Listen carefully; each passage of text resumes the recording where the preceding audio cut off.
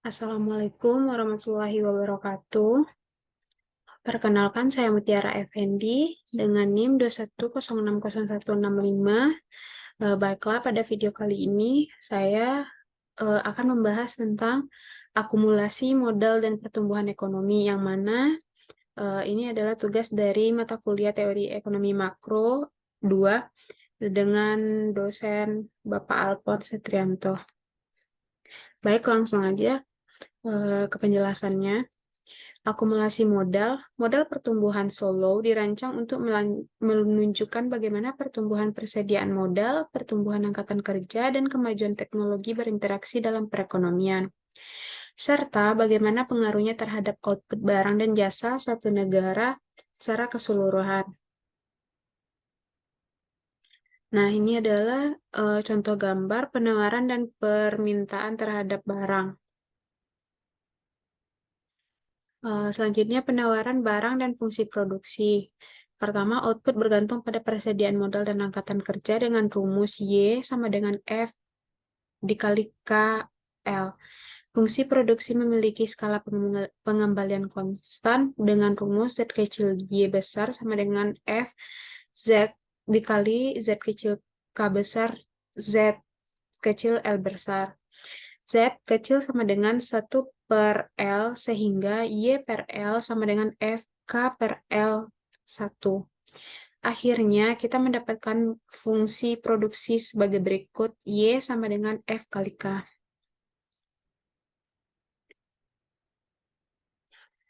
Kurva fungsi produksi. Ini adalah contoh kurva, di mana ini output per pekerja, yaitu dilambangkan dengan Y. Ini modal per pekerja dilambangkan dengan K. Dan ini kurvanya naik. Ini MPK, ini output FK. Di sini titiknya.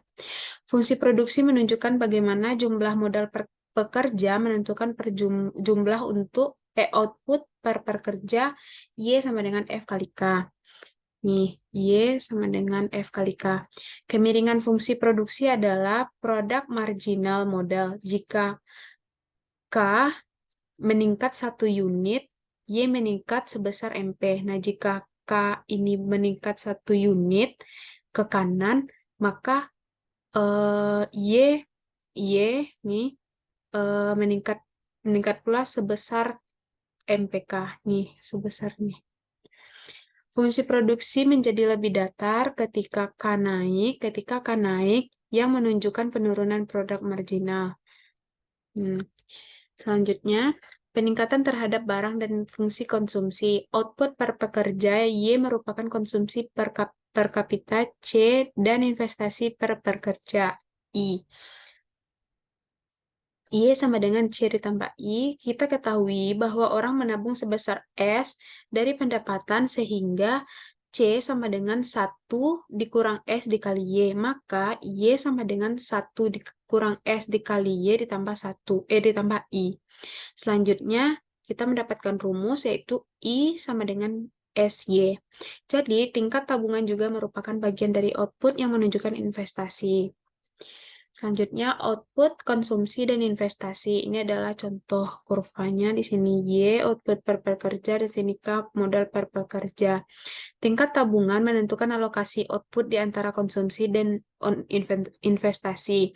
Untuk setiap tingkat modal K ini, output adalah FK. Outputnya itu FK, ini kurvanya. Dan investasi adalah SK, ini kurva investasi, dan konsumsi adalah C. Ini konsumsi, ini investasi per pekerja. Dan ini konsumsi dan investasi ini dilambangkan dengan Y.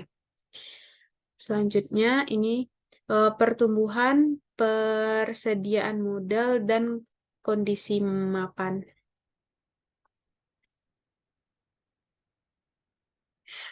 Dua kekuatan yang mempengaruhi persediaan modal, yang pertama yaitu ada investasi dan juga depresiasi. Nah, investasi sendiri yaitu pengeluaran untuk perluasan usaha, peralatan baru, dan hal itu membuat persediaan modal bertambah. Selanjutnya, depresiasi yaitu penggunaan modal, dan hal ini mengurangi modal. Nah, ini depresiasi. Ini adalah contoh kurvanya. Ini depresiasi si per pekerja. Ini modal per pekerja. Dan ini depresiasi. Sebagian persediaan modal yang konstan, eh, ini lambang depresiasi, habis dipakai setiap tahun. Karena itu, depresiasi adalah proporsional terhadap persediaan modal.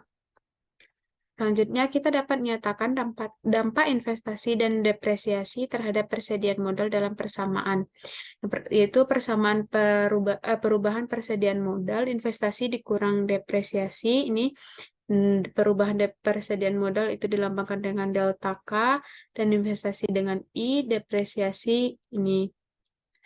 Atau delta K sama dengan SF dikali K dikurang depresiasi K. Selanjutnya, investasi, depresiasi, dan kondisi mapan.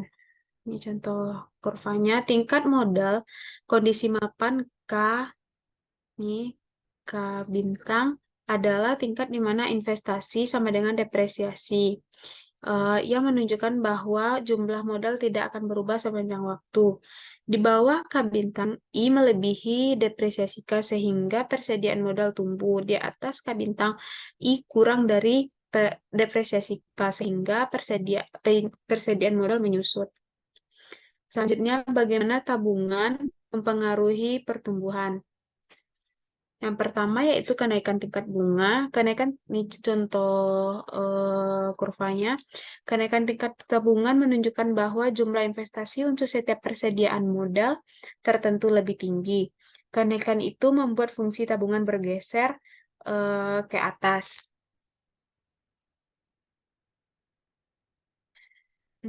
Pada kondisi mapan, awal K1 bintang, investasi lebih besar dari depresiasi, persediaan modal meningkat sampai perekonomian mencapai kondisi mapan yang baru K2 bintang dengan lebih banyak modal dan output. Selanjutnya, tingkat modal kaidah EMAS. Membandingkan kondisi mapan, yang pertama itu ketika kita memilih kondisi mapan, tujuan pembuat kebijakan adalah memaksimalkan kesejahteraan individu. Yang selanjutnya, kesejahteraan dilihat dari tingkat konsumsi yang maksimal. Kondisi mapan yang memaksimalkan konsumsi tersebut, tingkat modal kaidah EMAS.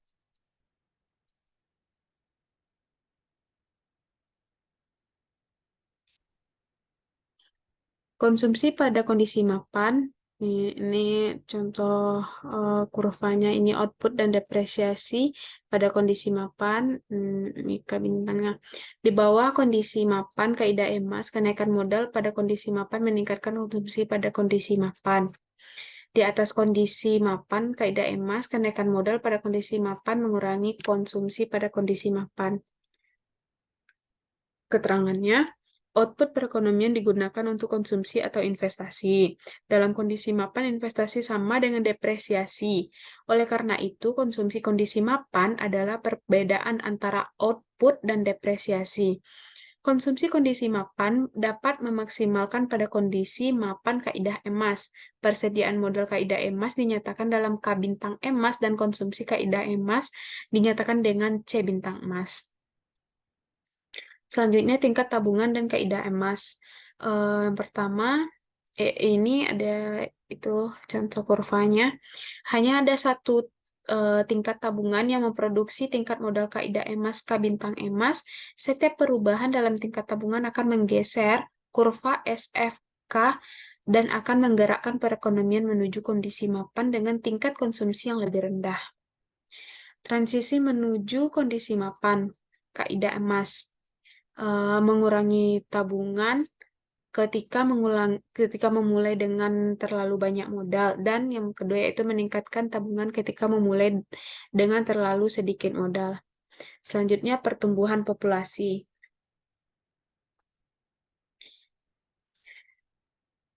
Pertumbuhan populasi dalam model Solow, seperti halnya depresiasi, pertumbuhan populasi adalah salah satu alasan mengapa persediaan modal per pekerja mengecil.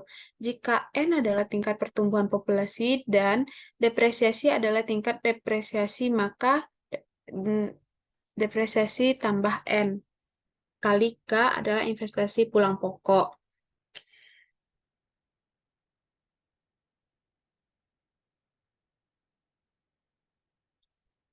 Investasi pulang pokok yaitu jumlah investasi yang dibutuhkan untuk mempertahankan persediaan modal per kapita ke K tetap konstan agar perekonomian berada pada kondisi mapan. Investasi SFK harus mengimbangi pengaruh depresiasi dan pertumbuhan populasi. Hal ini ditunjukkan dengan perpotongan kedua kurva. Nah, ini terjadi perpotongan, ini adalah kondisi mapan K. Dan ini investasi pulang pokok, dan ini investasi SFK.